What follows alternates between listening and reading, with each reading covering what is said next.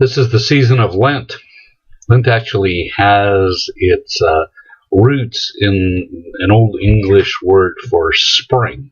I think a lot of us tend to have a sort of a dark, maybe even a negative view of what Lent is, but actually Lent comes from a tradition of preparing for Easter for folks who were ready to be initiated into Christianity through baptism that usually took place on Easter Sunday.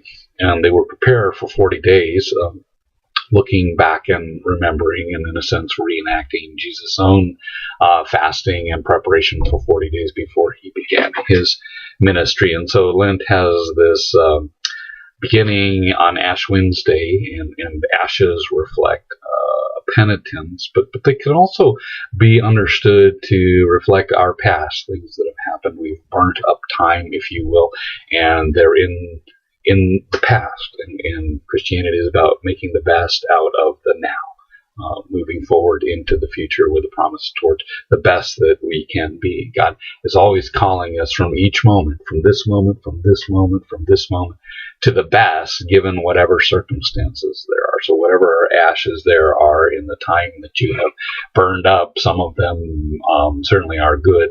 Some of them may be what we consider bad, poor judgment, sins, things that we've done that we wish we hadn't done.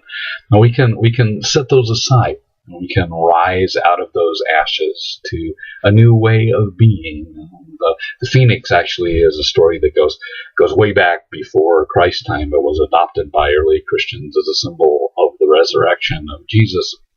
But also, it can be understood as a resurrection that each of us experience when we become born again. And by born again, I don't necessarily mean what you might hear in the news media, evangelical Christianity, and I don't mean any disrespect towards my more conservative brethren, but born again doesn't have to be understood as this moment in time when you say these words and Jesus comes into your heart, but it can be understood as you're moving out of those ashes of your life by the choices that you make in becoming a Christian, not just in your faith, but in your actions, and from them arises this phoenix. And then we move toward Easter, the great Easter of Jesus' resurrection, but also the great Easter of our own resurrection, and the promise that offers that we can have new life, not just as Christians, but as the world.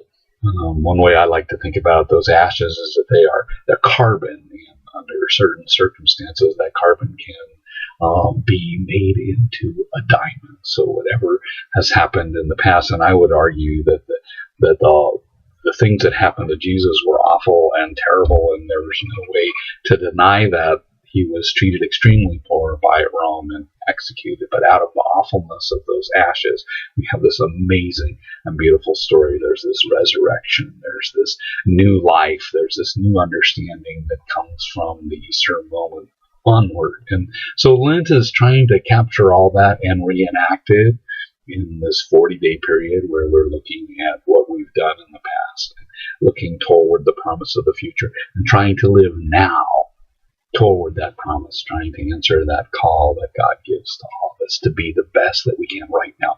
Forget about whatever happened in the past stopping us.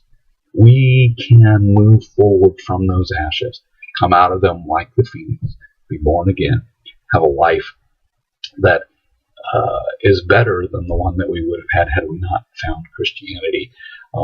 Some folks have other paths that work for them, but for Christians, we find that the path that Jesus taught, the way that he showed us, leads us to our better self. And so we're saved from the lesser self that we might have been.